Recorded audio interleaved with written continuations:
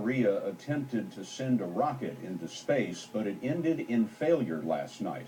We've learned that less than 2 minutes after the launch, the first stage burned out roughly as planned and splashed down 100 miles west of Seoul, South Korea. But the second stage didn't ignite. The rocket and its satellite exploded on re-entry. President Obama said today the North Koreans, quote, don't seem to be real good at launching missiles. But David Martin says that when North Korea is involved, even a dud brings fallout. There were public protests in South Korea and the Philippines, and the U.S. canceled 240,000 tons of food intended for the North Korean people, ending what had been a tentative thaw in relations.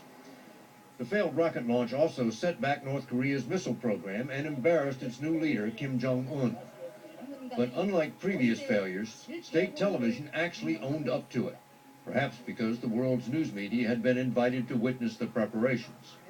Joel Witt, formerly a State Department expert on North Korea and now the editor of this website, says that's almost as important as the failure itself. North Korea didn't have to admit that the test failed. I think that says a lot about the confidence of the regime.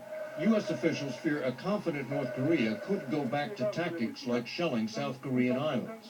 We're entering what could be a very dangerous period where if you have North Korean provocations and a South Korean response, it could escalate. U.S. officials expect the North Koreans to set off an underground nuclear explosion at this remote test site where signs of fresh digging have been detected. And the North already has plans for a bigger missile. Look at the launch tower and you can see it is built to handle a much taller rocket.